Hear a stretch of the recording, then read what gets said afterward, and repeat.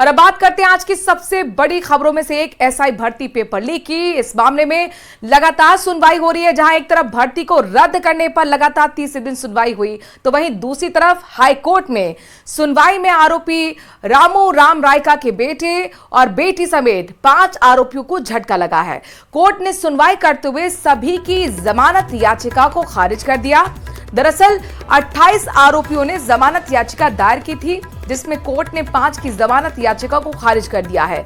अन्य 23 आरोपियों की जमानत पर 1 सप्ताह बाद सुनवाई होनी है। राज्य सरकार की ओर से एसपीपी अनुराग शर्मा, एडवोकेट श्रेया हटीला ने पैरवी की।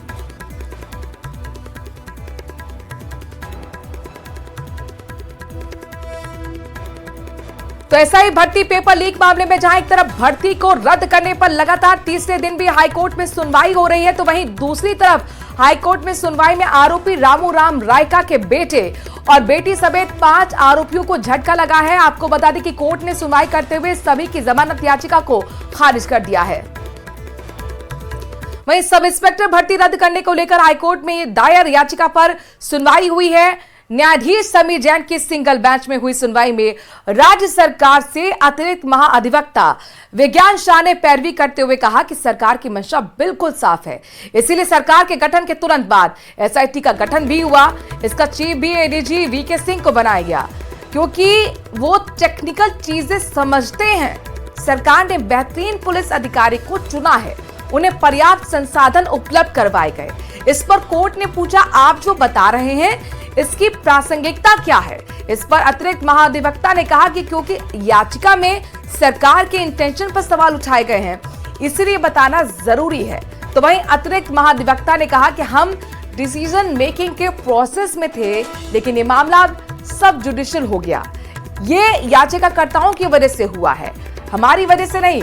ऐसे में सरकार इसमें एक्शन कैसे लेती, क्योंकि ये मामला न्यायालय के अधीन हो गया है। वहीं इस पिटीशन पर याचिका में कुछ तथ्य भी छिपाए गए हैं। पक्ष रखा गया था, जो अतिरिक्त महाधिवक्ता है विज्ञान शाह जी, उनके द्वारा पक्ष रखा गया। उनके द्वारा बताया गया कि यह जो याचिका लगी थी, यह तथ्यों को छुपा के लगाई गई और यह भी सरकार द्वारा कहा गया कि यह जो याचिका लगाई गई है वह जांच को प्रभावित करने के लिए लगाई गई है।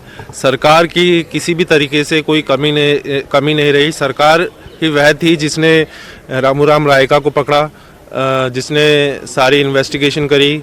एजी साहब ने जो राय दी वह भी सरकार का हिस्सा है। कैबिनेट कमेटी की मिनिस्टर्स की कमेटी की जो कमेटी बनी, उन्होंने भी जो राय दी वह भी सरकार के द्वारा ही किया गया। तो जो उनके द्वारा कहा गया कि सरकार कहीं पे भी इस भर्ती को रद्द करने के प्रोसेस में कहीं पीछे नहीं है, लेकिन जो याचिका करता है वह चाहते हैं कि अभी भर्ती रद्द हो। उस तरीके का कोर्ट डायरेक्शन 200 जो आर्टिकल 226 की रिट पिटीशन होती है उसके तहत नहीं दिया जा सकता। आज वापस से सुनवाई शुरू हुई दोबारा, और आज कुछ स्टेट की तरफ से कुछ ऐसे कॉज ऑफ एक्शन के और अनक्लीन हैंड्स से जो आए हैं पिटिशनर्स, उनके मुद्दों पर बात हुई और कोर्ट को यह भी बताया गया कि it is not a case that the petitioners have invoked the jurisdiction of the court as a whistle blower. इनके पास तो कोई मटेरियल था ही नहीं। कोर्ट को आज इस बात के लिए संतुष्ट किया राज्य सरकार की ओर से कि 16 दिसंबर 2023 को ही राज्य सरकार ने राज्य के अंदर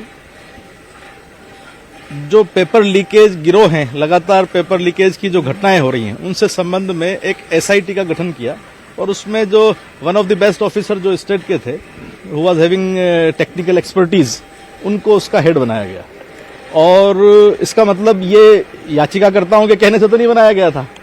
याचिकाकर्ता तो वो लोग हैं जो 2021 में रिजल्ट आ गया, पास हो गया, इनको एफआईआर का पता था, फिजिकल एफिशिएंसी टेस्ट में ये गए। इनमें से कुछ लोग हैं जो मिनिमम क्वालिफाइंग भी नहीं कर पाए। तो मोटी सी बात ये थी कि जिनके मिनिमम क्वालिफाइंग मार्क्स नहीं आ रहे हैं, वो किसी की ने दूसरे ने पेपर लीक कर लिया होगा, मान लिया जाए बात, पर आपको किसने रोका था मिनिमम क्वालिफाइंग मार्क्स लाने से? Who are you? You have no locus stand I.